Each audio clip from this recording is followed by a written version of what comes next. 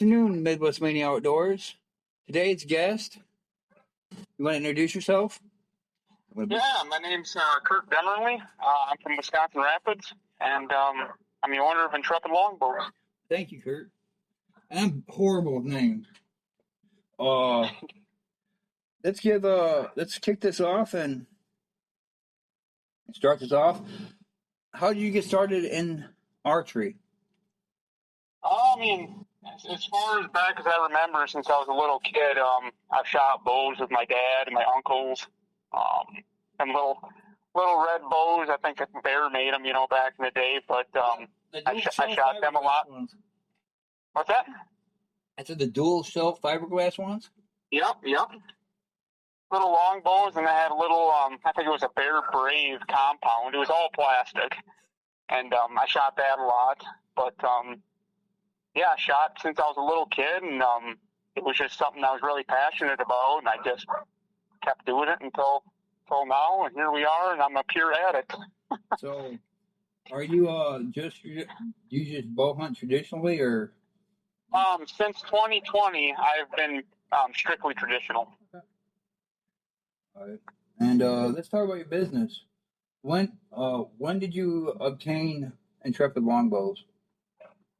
Well, it was previously Dwyer Longbows, and they were out of Holman, Wisconsin. Okay. And I bought their business, and I think it was April of 2024. Okay. And I trained under them for, I think, 3 weeks, which was actually 3 weekends, so 3 Sundays worth of training, and I got to work under them a little bit, and then I was off on my own, and I built bows personally for myself and for a few friends for the first few months until I got everything down, and then I started the business actually in March of 2025.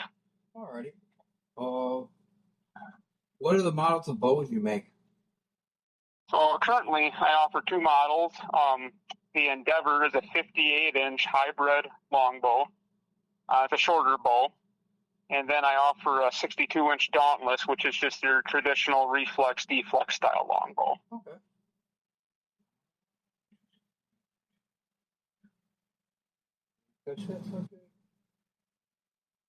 What's your most favorite bow? What was your most favorite build you've done? As far as like bow model goes, or like wood types and all that, or like I'm an autograph technician, so I have a favorite car.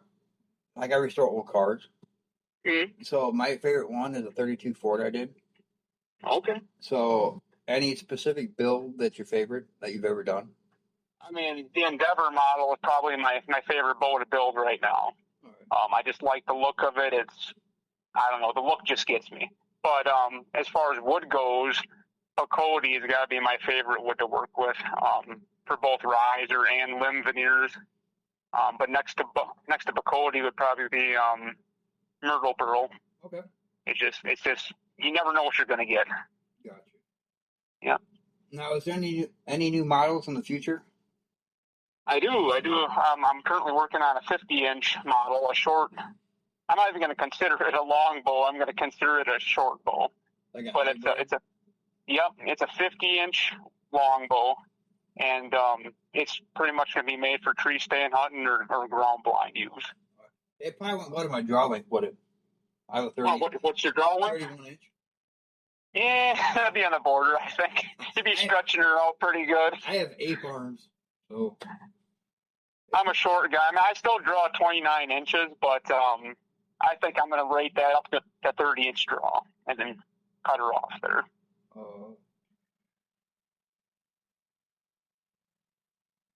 Let's talk about finishes of bows. What's your favorite? Is there any type of finishes you like more better than other finishes you do? For finishes, as far as finish goes, it's called a product called Crystal. Okay. And it's all satin or matte. Okay. I don't do high gloss.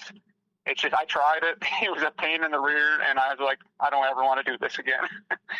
So I just do matte finish, because most of my bows are for hunting purposes, and most guys want that. Now, have you ever thought about building like a field bow? Like, I never thought about it per se, but I mean, I wouldn't be out of the question. not like I forgot which. There's a company. I think it's. I know it's not Shane's company. Not Great Plains. Is it like a Great Northern Mist longbow or something like that? It could be that a longer bow you're saying, or a longer riser. No, it's a bowyer. It's like Great Northern Mist longbows. They make this bow that's specifically for hunting. It's like no frills, plain Jane, Mm-hmm. and it can handle abuse. It's like not really expensive, but not cheap either. It's like Okay. give it Kind of that middle ground. yeah, that middle ground. But you get the performance of a custom bow out of it, just without Sure. no fancy veneers, nothing like this. No. I wish there was more bows like that available. That were more affordable, because the custom market's it's pretty high price right now, but I understand why they charge that much, because the time you put into making these things, and there ain't a whole lot of cheese left once you're done with with taxes and all that, and so I totally understand why. Oh. In my bows, I mean, I'm pretty reasonably priced. I start at $650 right now for a base model, which is for solid. That's solid color glass, and then my customs, are $850 and up. That's veneers. And you ever put any carbon fiber in the limbs? I have. I've done, I think, 3 or 4 bows now with carbon. That was exterior. Paint. It ain't too bad. It's real fine dust. So I guess that kind of was the biggest pain in the rear. But finish wise, it finished real nice. You don't want to breathe that in either. I know that. No, I can't imagine it's good for you. Back when carbon fiber first came out, and it was all over the import scene, in the early 2000s. We would get these parts. It's sort of like eBay. I don't know. It was from Japan. It was like a JDM online store, and back then I ran Honda, because I was in the tuner world for a while, and we would order these carbon fiber hoods. They'd get shipped to us, but they wouldn't fit. You would have to sand them down and make all the lines fit.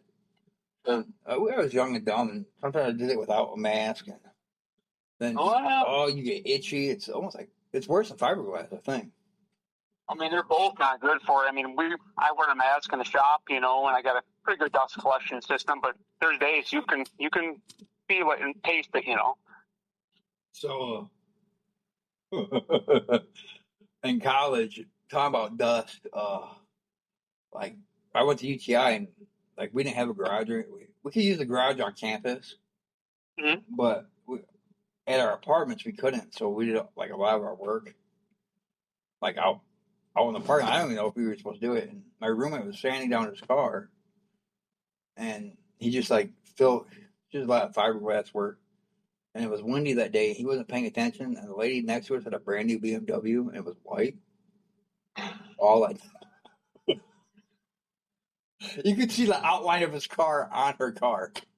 Oh my gosh! It wasn't white no more. No, it wasn't. But on another note, I did a lot of young and dumb stuff back then. But didn't we all? Oh yeah. But here's my wife goes, Did you learn when you did your young and dumb stuff? I said, yeah. I learned what not to do. She goes, will you still do some of the dumb stuff? I said, probably. Oh yeah. Hey, we're still alive, That's all that matters. Yeah. Yeah.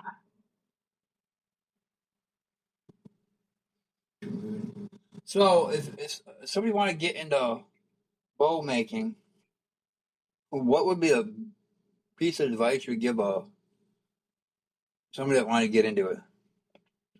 I mean, now there's quite a good bit of good information out there, on YouTube. But I think Bingham Products used to have, kits where you could build, get and buy a kit and build a bow. But I think they went out of business now. Yeah. So I'm not sure what the best avenue would be for that. I mean, I think, Kenny Customs I think he's out of Missouri. He has bow kits too for longbows, and that's what I would recommend, is getting a kit like that and just getting your feet wet and just go with it. I mean, the first couple are probably not going to turn out that well because mine definitely didn't. But you get the hang of it as you go. What's that? I made a bow out of mulberry before. Okay. Didn't let it harden. Didn't let it dry out. It shot fine. Oh yeah. Did it crack on you? Yeah. Yeah. It cracked on me. I made one of red oak. I made one out of hickory. I like lumber. Yep. And I used fiberglass tape on the limbs. Hey, don't joke about that. I did that back in the day too. Yeah. I mean, my daughter still shoots one every once in a while, but she shoots the ILF bow now, and she likes that. Mm-hmm. Yeah, I mean, when I was a kid growing up, I mean, I made board bows a lot out of lumber that Dad had laying around the garage, and I think I was only 8 or 9 years old at the time, and every one of them had a hinge in it and cracked and broke on me, but you know, I was doing it, you know, and it was fun. My wife's she makes quilts, like this big quilting mat with all like the squares in it. Mm-hmm. And she had an extra one. Well, I hung that up in my barn, and I had my bow tree on there. I was working down. I could mark where it was, and it worked fine. Then she finally needed that. She took it away from me, but I mean, it was fun. I did it without any power tools. I have electricity in my barn. I just wanted to try to make it without power tools, and man. I mean, I give them guys credit that make self bows because it is so tedious and time consuming, and I personally don't have the patience for it. I would love to do it, but I shoot 3D arts with a guy named Alan, and he's one of those guys that makes self bows. But he'll take lumber like 4x4s and turn his own arrows. Oh, really? Yeah. How's he do that? I don't know. I told him actually that's a bunch. I told him about to do it, and he'll just cut it down, and then I don't know. It's freaking crazy. Oh man, I don't get that deep into it. I mean, he beats me a year at archery at 3D, so he's good at it. He's real good. He must be doing something right. Oh yeah, it's called Intrepid Longbows. I think that's what it is, or self bows. Okay. And he makes hurricane arrows and bamboo arrows and everything. It's crazy. Your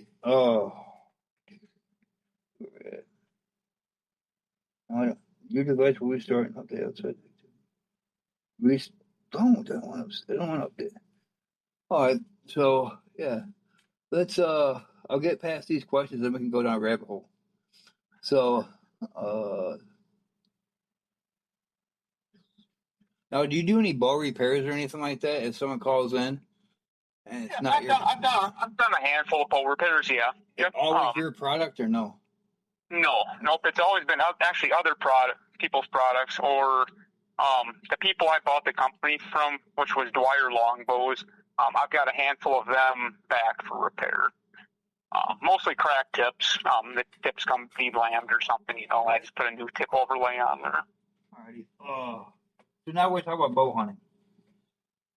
What's your setup? Like bow, arrow, broadhead? As far as bow goes, I think I've hunted with 3 or 4 different bows this year. I've been just kind of testing the waters on all the models that I have, but because I was building the recurve for a while, and that got put on the back burner. But I hunted with that most of the year. Was it a shorter recurve or was it just a longer? It was a 58-inch model. Okay. You know, and I just had problems getting everything aligned right. You know, so I put it on the back burner. I'll come back to it eventually, but no. As far as poundage goes, I'm usually in that low to mid 50s. Yeah. Mid 50 pounds. I think my bow is 42. Which is more than enough. Yeah. And I mean, I like it. And I had you know where the Ranch Fairy is? Yes. Yes. I've had him on my podcast twice. He goes, Josh, you're a trad guy. I said, yeah. He goes, what's with these light poundage bows? Because when I shot trad, it was always like 55 or heavier. Mm-hmm. I said, accuracy. I said, and the fact is material, like, it's not so much the wood, obviously the wood's not changed any.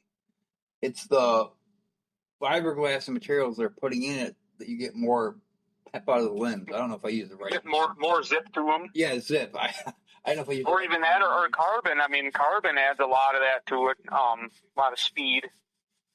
But with carbon, you get the noise, too. Yep. And, at least the ones that I've built have been a little snappier. You could hear it when you shot it. You gotta laugh when I tell you this. My favorite bow I've ever shot, and I still got it, is a Shakespeare Super Nacita. Okay, old. Yeah, and I still have it. I have a Martin Jaguar takedown with a metal riser, but I had a limb twist, so I didn't hunt with it, and I wasn't working on it because I had some health issues. So my son's best friend went to a garage sale in Rock, Illinois, and bought me this bow for $3, and it had a slight twist in that limb too. But I took hot damp towels and wrapped around it, and took a bicycle inner tube and wrapped around there and took the twist out of it and shot my biggest buck with it. Oh, that's sweet. Yeah, and I mean, you can definitely fix a twist if it's minor, but I've seen some that look like a pretzel, and it's like, that ain't gonna get fixed. And every once in a while, I'll have to bump it back. I don't shoot it that much, but as long as you don't leave it strung all the time, and it should keep its memory the way the way you got the limb. Does that really affect bows? What's that? You leave them strung. That's a hot topic. It seems. I mean, if you shoot all the time, like if you shoot multiple times a week, I'd say leave it strung. Yeah. Like I think you do more harm trying to string it and unstring it numerous times. Like my longbow sitting behind me, hanging up on a nail right now, strung down my basement. Because I have a shoot down here. I can shoot 15 yards in my basement. Oh, nice. But obviously, I gotta sit shooting on a chair. That almost came out completely wrong. Yeah. But I always leave it strong and I always use a bowstringer. And a couple of my friends can it's a longbow. They put it on their boot and they push the limb and sled it. I can't do that. I can't do that to save my life. My wife can do it. I can't. Yeah. See, that's how I string my bows too. I mean, I put it on my toe and I push the push-pull method, I guess is what people call it. Because I'm sure probably, so I think it's my left hand is not driving well with my right. I don't know. Or maybe it's just maybe it's just me in general. I recommend a stringer to anybody that buys a bow because, I mean, otherwise you do have a chance at, twisting the limb funky. And then my stepdad used to do the step-through method, but he shoot archery in the 60s and 70s. And he goes, we always did step-through method. I never twisted limbs. I go, well, you're lucky. Because, they said that was always the way to do it, and then hindsight, that's how you twisted limbs, supposedly. What's your broadhead you run now? So, I'm running a 200 grain Grizzly Stick Samurai. Okay. Single bevel? Broadhead I'm running. Single bevel. Okay. And then for an arrow-wise, I got Gold Tip Warriors 400s. So just plain Jane shafts, nothing fancy. And then I got... Go ahead. And I got 4-inch shield cut feathers on there. Any inserts in there, nope, just stock inserts. I have my buddy Jeremy gave me a bike shoot they gave me. I bought it from him with their let me grab that. I can tell you. I only shoot wood arrows in 3D. That's the class I'm in. But I found the carbon because they're easier to tune. Oh, way easier to tune, in my opinion. He said I bought these. I bought 4 dozen carbon shafts from him. And these are Carbon Express Heritages. Okay. 250s. They're 13 grains per inch. Yeah, that's stuff. And I got a 100 grain insert up front and 200 grains broadheads. And they fly fine out of my bow. But when they hit and they hit hard. Oh, I bet. So like a low poundage bow, you need all that momentum you can get. I run most I run VPAs, but I got Zwickis in there with glue on. So I got them up to 200 grains. I got glue on broadheads with the insert. The adapters. Adapters. Yep. And I just couldn't get it. I don't know if you ever messed with BPA 2 blades. I shot BPA 3 blades last year, but never messed with the 2 blades. They're out of my compound. Their 2 blades are phenomenal. Mm-hmm. Like I missed my broadhead target down here, and I have cinder block. My basement's cinder block, and it looks like I hit that wall with a 30-06. With the VPAs? With the VPAs, and it didn't break the broadhead. It didn't break. So if you did that with a Zwicky, it'd probably be folded over like a, you know. But those, I can get. My problem is I never got them sharp enough. I could cut paper with them. I could, but I wasn't okay with them being like that. I wanted them stupidly sharp.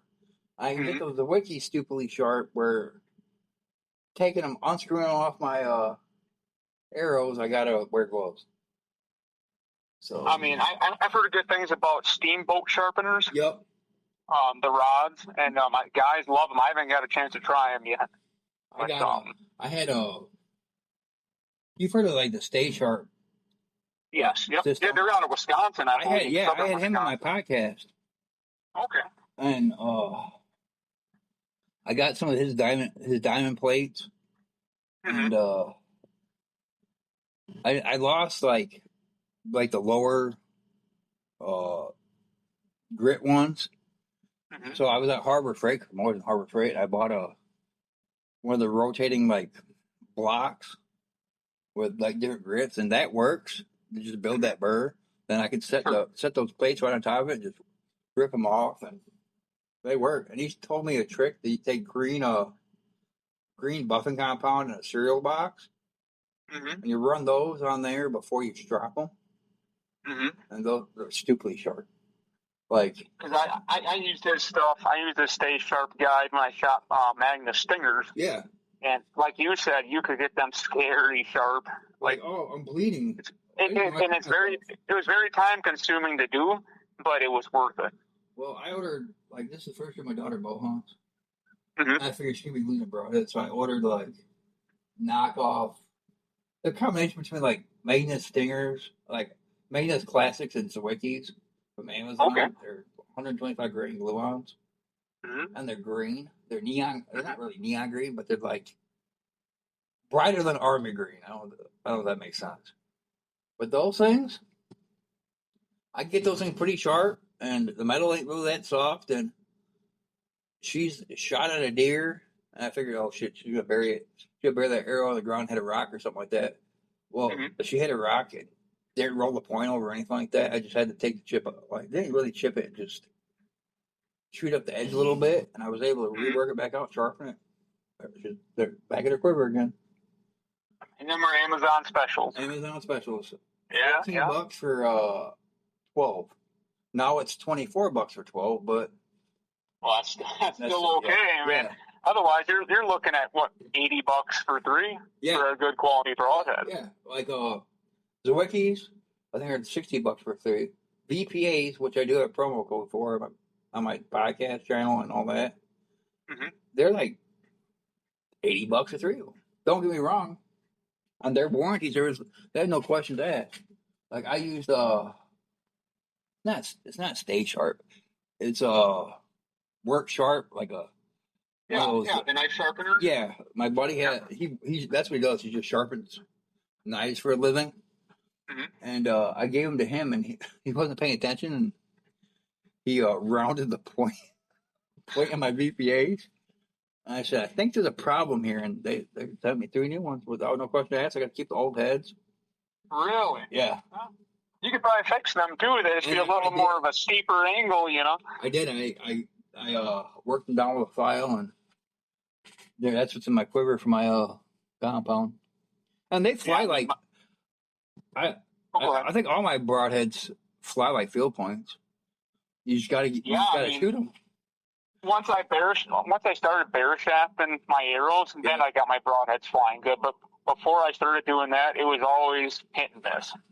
Yeah, and there's always that one arrow too. You shoot like, say if you shot 6 arrows, 5 of them would be on. Well, you have that one arrow that's a little off. Yep. And there's always one. You know, I don't know if it's the broadhead or the arrow or the combination of or both maybe of them. just the guy shooting it. I don't know. And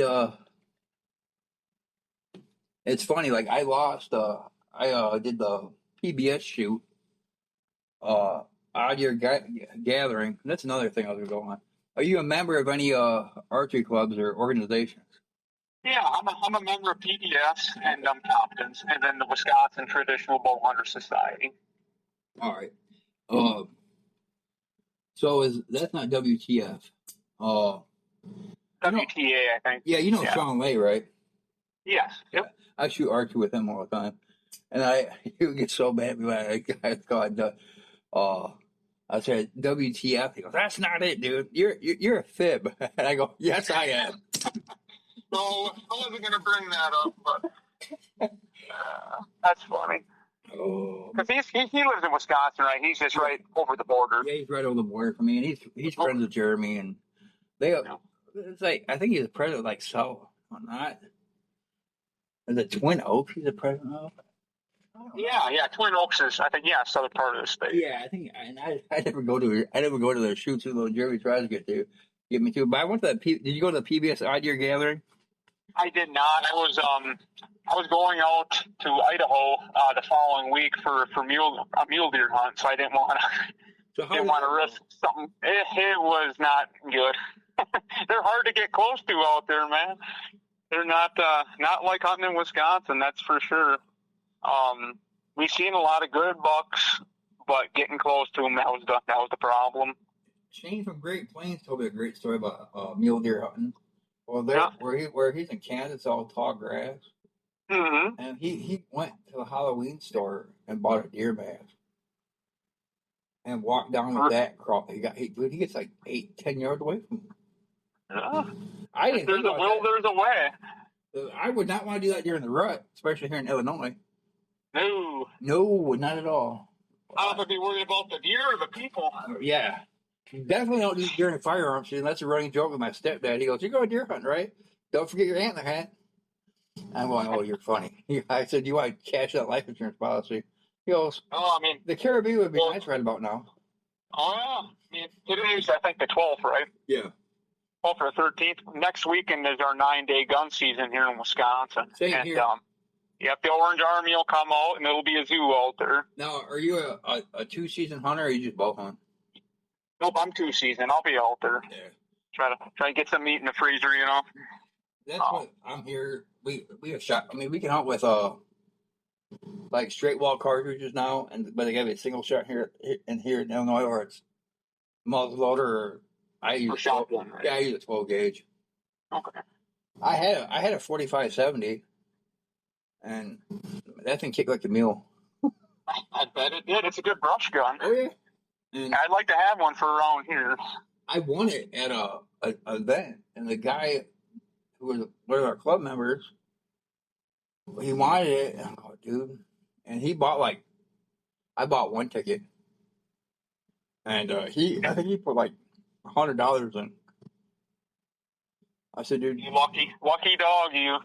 I ended up selling it to her for like a discounted price. I shot it like 4 times. I go, man. And it's a lever action too, and I already had one. It was my. Was it a Henry or was it a Marlin? It was like off-brand. Off-brand? Yeah. I want to say Rossi. Oh, that could be. Yeah. And I shot it. I never hunted with it, and it shot well. It just took like a freaking mule. If I wanted that, I would have. The problem is, I don't want to shove like a dowel rod down that receiver. Mm-hmm. To make it a single shot. Sure. And so I said, dude, here, you take it, man. If you want that, just pay me for it. And he did that. That's what paid for some Christmas. So in Illinois, you can only use single shot. Single shot, straight wall cartridge. Really? Well, you can hunt coyote with anything you want. Well, that don't make a whole lot of sense, does it? But here's the thing is, during gun season here, it gets. This is my house is in between those properties, and I was not a member of the sportsman's club at the time my house got shot. Oh, jeez. Yeah. The back of my house, my siding has been shot more than once. Looks like it's bad. I mean, when I was a kid in Wisconsin, it used to be a lot worse with people here during rifle season. It's kind of mellowed back, you know, but when I was a kid, it was like the heyday of it.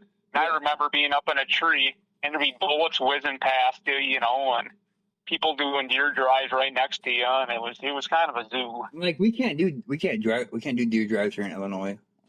No.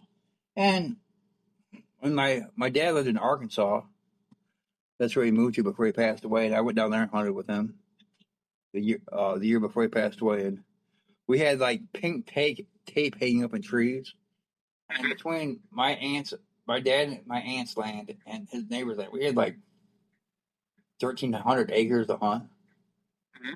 But we had like shooting lanes where like the pink tape, if you saw pink tape, you're not shooting that way because there's like a outbuilding or a house there, and we're all shooting high-powered rifles like 30-06s and 308s and 270s. They can carry a while. I mean, if you guys are smart enough to know that, you know, I mean, you knew where the houses were, but people around here, they don't. Well, they don't seem to care. My dad's neighbor passed away. My dad's passed away, and we can't hunt down there anymore because my stepbrother ruined it for us all. Yeah. We're doing that thing you're not supposed to. My uncle said he heard a bullet whiz by him, and Dane was out hunting, and he gets blamed for it. And I'm going, no, that's impossible. If he was standing here, and he heard one go whiz by him, it wasn't from you, Dane, because you're way the heck over here. And he goes, tell me about it. So, but make a long story short, what's your favorite animal to hunt? Gotta be deer, whitetail. Yeah. So have you, because I'm not a trophy hunter, I'm a freezer filler kind of guy. Mm-hmm. Have you shot any big deer? With the compound I have, I hunt all public in Wisconsin. So, I mean, the pressure, you know, varies a lot, you know, and you'll have a good season one year when the pressure ain't bad, and when the pressure's bad, it's a little tougher, you know, but. Go ahead. I was born and raised a meat hunter, though. My dad is still like that today. If it's brown, it's down. If it feels, yeah. If a spike walks by before a 10-point does, he's going to shoot the spike. Yeah. Yep, and I mean, that's nothing wrong with that. And my dad taught me the same thing because he goes, if you would shoot it on closing day, don't let it walk on opening day. And I passed some deer this year, and I kind of regret it now because my freezer's looking a little empty. So is mine. Hey, at least you haven't missed. I've missed twice now. I can't say that. I shot a really nice 10-point on the 28th of October, and never got it. Are they running up there yet, or no? Yeah. Yep. I think it was a low hit, and I think I only got one lung, and just ran out of blood. And I survived. Well, that's the thing. They're tough sons of bitches right now. I mean, they're fueled on, you know, testosterone, and they just go. We had a guy at the club that he shot a deer with a crossbow, and he hit like no man's land. Mm-hmm. He goes, I'm pretty sure it's dead. I go, what do you mean? He goes, I hit it square in the lungs. He says, if you hit square in the lungs with that, I'm not a mechanical broadhead kind of guy, but he had like these massive, like rages or something like that. Yeah, you hit him with that. I should have a blood trail here that I could. Ray Charles would follow. And he goes, well, I got to look in. I go, you shot it from there. You found your bolt here, and it was 40 yards. Well, I said, dude, you hit probably between the spine and the lungs because there was no blood on the bolt, but there was blood around in a circle. It's like the deer kept going in a circle, then it just dried up and went away. And 2 days later, we got the deer on camera chasing a doe again. Well, like I said, they're tough. You don't get lungs here, they ain't stopping. Then my friend Andrew Mott shot a nice. I think I'm a better guide than I am a bow hunter. I came to that conclusion. So that I got a couple people in the sportsman's club this year, and they hunt the same piece of property I do. And he goes, well, I've got out here to scout. Where would you hang my stand? I said, we'll put your stand right here. The deer will come up this trail between this time and this time. He goes, dude, you're 100% right. And he shot this deer. It was a big body buck. Antlers weren't that big. It broke the deer cart. Oh, jeez. Yeah. It was over 200 pounds field dressed. I thought I was going to die dragging it uphill. I said, I'm going to die of a heart attack. You find out how good your shape you're in when you start dragging a deer. I said, I can do this all day long in my 20s and 30s. I'm 42 now. Man, I'm not going to go hunt out west anytime soon. I mean, I'm 34, and you can feel it. I mean, I got into shape for that trip, and you know, that between the altitude, you know, you just can't prepare for that. Like my buddy Hans lives out in South Dakota, and he's like you went mule deer hunting out west, and he goes, I went out with a rifle. Do you think I saw a mule deer when I was out there that I could shoot? No. Well, I would take what's for it. Well, he was out elk hunting too, and he goes, I shot a cow elk. This was last year, the story. He goes, I was the only one out here. I sprained my ankle, and I had to make 16 trips. 4.5 miles. I said, dude, you're nuts. That makes for a long couple days. Yeah. Oh my God. I said, dude, you can stop hunting by yourself. He was going across a rock face. It wasn't that steep of grade. He said it was like a 60-degree incline, which was steep enough. He slipped and slid down it. He goes, I didn't break the scope of my rifle though. I guess they have water troughs up there on the BLM land for like stock tanks. He cleaned his cutout, sewed his handbag together with fishing line, and walked back to camp and drove to town. Oh man, that's tough. Yeah. No, it's treacherous terrain out there. I mean, there's some stuff that we walked into in the dark, you know, and you don't think nothing of it. You got a headlight on, you can't really see much. Then you come out in the daylight. It's like I walked down that. You know, it's like a sheer cliff right next to the horse trail you're walking on. And this is the dumbest thing I've done. Oh yeah. One wrong step and you're going for a tumble, and you probably ain't gonna make it out of there. I fish a lot. I fly fish. And we went to Yellowstone, which was amazing. And I got up early one morning and drove in with the park ranger before my family did. And I was going to go fly fishing. Well, I left my bear spray in the freaking car. And I'm standing in the middle of the creek fly fishing for brook trout. And it wasn't bear that bothered me. I had a whole herd of elk come through. And I just sat there and froze. And they sat there and meandered around. Then, I don't know, have you ever been out to Yellowstone before? When I was a little kid, I think I was out there, but I can't remember much of it. There's a place out there called the Mar Valley. That's where 90% of the bison population is. And I was fishing the river there, which has big cutthroat trout in it. I'm not paying attention. My family's up and we rent to the Suburban. And they're watching buffalo, and I'm down there fishing. But I'm not paying attention. And all of a sudden I look up, and here's like 10 yards away, here's a herd of bison. I go, oh shit. But I just continued fishing. And they split. They wired right around me. Didn't care that you were there. They just kept going with their business. But we were there in like 2021. That's when everybody thought they could pet the bison. Oh. And they learned otherwise. But yeah. What time? How long have we been recording for? 38 minutes. We got a few minutes left. So do you small game hunt or just? I do a little bit. I used to waterfowl hunt a lot. So a lot of duck and goose hunting. Don't get to do that as much anymore, but. Now in Wisconsin, can you like float like down a river and? Yep. Okay. Yep. I think you can. I never personally have done it, so don't quote me on that, but I'm pretty sure you can. Alrighty. Well, I didn't know. I mean, that's how my buddy Jeremy used to goose hunt, was just float down the river. Like late season when everything else is froze up and them little creeks or rivers are opened up, that'd be the time to float them and just jump shoot. And that's all he did was jump shoot. Then he stopped. Yep. Then he works at a water reclamation area, sanitation place. He said, I don't goose hunt anymore. I've seen him in my in the tanks. Never again. Oh yeah. Yeah. After you see what they're eating, it's like I don't want to eat one of those things. But, yeah. So you're not a glue-on broadhead guy, right? I'm not a what? Glue-on broadhead guy. No. Nope. Oh. Have you ever? All I shoot is carbons. So you never seen an ace broadhead?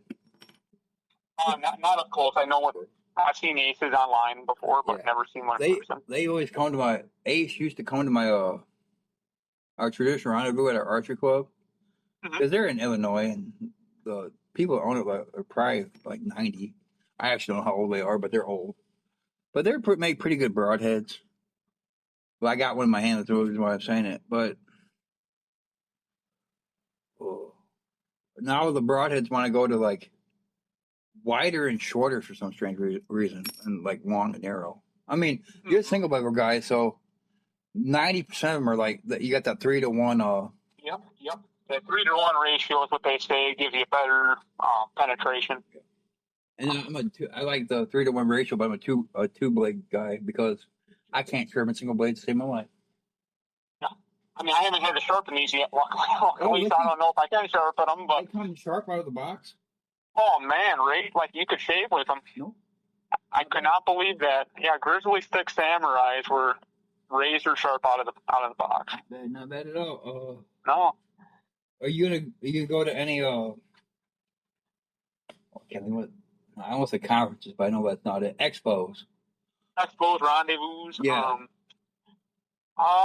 There'll be a lot of local shoots. I'll probably be at this coming year. I don't know if I'm going to make it to Kalamazoo in Michigan. I plan on it, but I'm not sure I can swing it right now. How far are you from Illinois? Probably 4.5 hours. That's too far. I say if you were close, I said drive out. Come to our traditional shoot. It used to be good. I mean, I shouldn't be saying this, but I'll get a good. It's still good. Come on. Yeah, it's still good. But we have like 12 handmade life-size paper mache targets from like the 40s. I think Jeremy, I think it was his name. He invited me down there this past year, and I just couldn't swing it. I had other plans that weekend, but maybe this year I can make it. I didn't go to this year. Last year, I went to spaghetti dinner, but I didn't go. Nothing wrong with that. No. But no, I'll be at. We got the Open Season Sportsman Expo in Wisconsin in the Dells, and I'll have a booth set up there, and that's a pretty big event. That's in July, right? And that is in March. Alrighty. I think March 27th through the 29th. Yeah, I mean, if you like to buy stuff you don't need, that's the place to go. There's a lot of vendors there. All right. So incoming call on the other phone. Some also I've noticed because I used to go to those outdoor shows growing up. And I would take my kids to them, and they're like the big one in Chicago. I thought it was a lot bigger than it was. It used to be hunting on one side, fishing on the other. Then in the middle, you had all your guides, your outfitters, and all that. Yeah. And now you can combine that all into like one half of like the Rosemont, or like is it you got the Lion Energy Center up near you, right? Yes. Yeah. It's like I'm trying to think of which building's about the same size. About the same size, like half of that can go in there. It's weird. Like I don't know if you know what Canoacopia was. It was at the Lion Energy Center a few years ago, and that was like they used to have like demonstrations with pools and all that stuff in there. And they had it back there, and like they didn't have the pool, they didn't have this, they didn't have that. It ain't like it used to be. Basically, I mean, it's smaller. Yeah. Like this Open Season Expo, it's still a pretty big event. Like it's probably the bigger events we have here in Wisconsin. It's a good time. I mean, it ain't too far of a drive for you. It's kind of towards the southern part of the state. I know where the Dells are. I have a good friend up to Lubbock that lives up there. Plus, we go up there on vacation every year. Yeah. I talked to my wife, and so my parents have a condo down there in Florida, but Disney's so expensive, and I hate flying. Yeah, so I can't say I've ever flown, so you're lucky. Yeah, I mean, it's not that bad. Everywhere I gotta go. It's not. I mean, flying is not that bad. Once I get off the ground, I'm fine. But it's going through this TSA to this, going through this, then boarding, and both my parents are handicapped now, and I worry about them, and I worry about like what happens if they fall on the plane. And it's a hassle. Yeah. So, but that's about it. That's nothing in a nutshell. But I gotta meet you one of these days. You live so freaking close. Yeah, I mean, maybe this spring or this coming summer we can get together and go to a 3D shoot or something. Yeah, I know. Oh, there's that shop. That the one in Monroe, Wisconsin, that the guy put on. It's at the same place. The PBS Odd Year Gathering was. Oh, So, I think it's South Central Wisconsin or something. I can't think of the guy's name. It was a great shoot. Oh, Kevin Winkler. Yep, that's put on the PBS shoot. Yep. Yep. It's his plate. It's his house. Yeah. And I told I'd definitely be back if they have a normal 3D schedule. I'll definitely pop up my $20 and go. Yeah, if he has that PBS shoot there again this coming year, which I doubt they will, but if they do, I would definitely go. It'll be in 2027. It's every other year, I guess. Yeah. It's beeping at me saying you're over your limit. I mean, it won't stop the recording or anything like that. It'll give you warnings.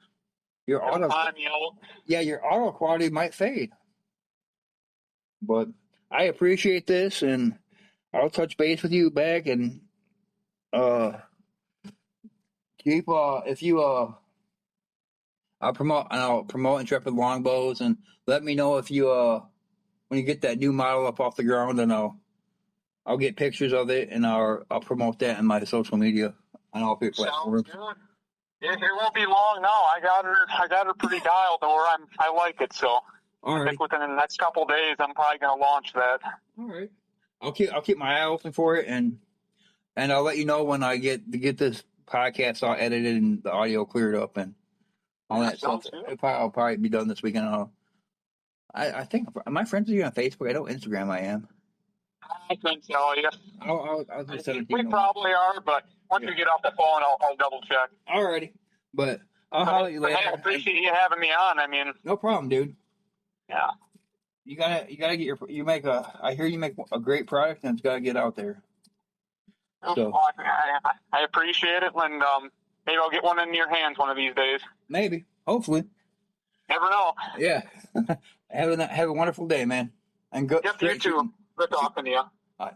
Bye. Thank you. Bye. And remember, check out Compton Traditional Bow Hunters. It's a great organization. They've been around forever, and their family welcome. Have a wonderful day. Straight shooting.